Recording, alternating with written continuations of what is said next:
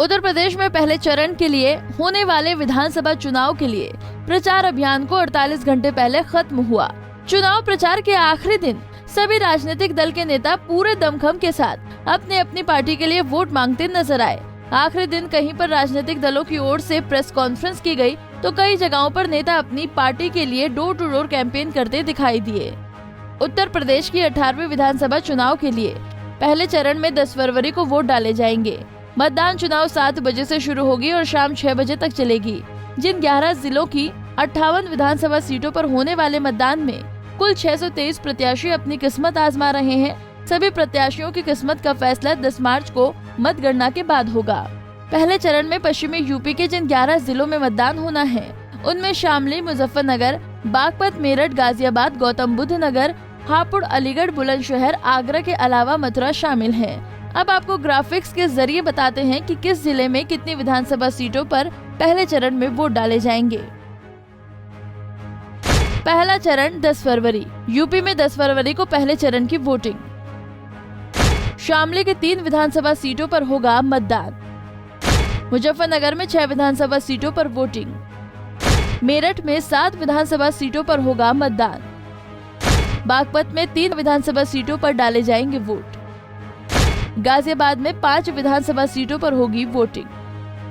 हापुड़ में 3 विधानसभा सीटों पर मतदान। गौतम बुद्ध नगर में 3 विधानसभा सीटों पर वोटिंग। बुलंदशहर की 7 विधानसभा सीटों पर होगा मतदान। अलीगढ़ में भी 7 विधानसभा सीटों पर होगा मतदान। मथुरा में 5 विधानसभा सीटों पर डाले जाएंगे वोट। आगरा की 9 विधानसभा सीटों पर होगा चुनाव। पहले चरण में जिन 58 विधानसभा सीटों पर चुनाव है वहां 2017 में बीजेपी की लहर थी।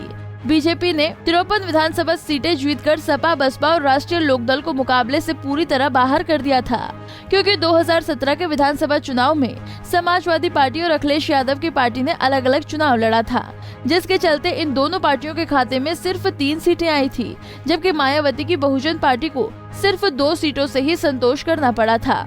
मगर इस बार हालात बिल्कुल बदल चुके हैं। जाट समुदाय की नाराजगी बीजेपी के लिए मुश्किलें खड़ी कर सकती है।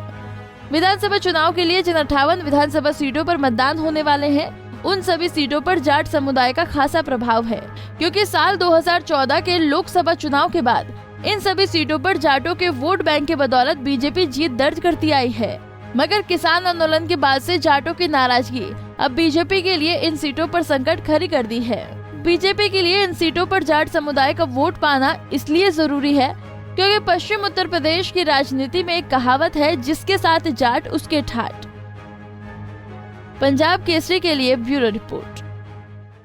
हमसे जुड़े रहने के लिए हमारे YouTube चैनल को सब्सक्राइब करें और नई वीडियो की नोटिफिकेशन के लिए बेल आइकॉन को दबाएं। अगर आप ये वीडियो Facebook पर देख रहे हैं तो लाइक जरूर करें और ज्यादा से ज्यादा शेयर करें। धन्यवाद।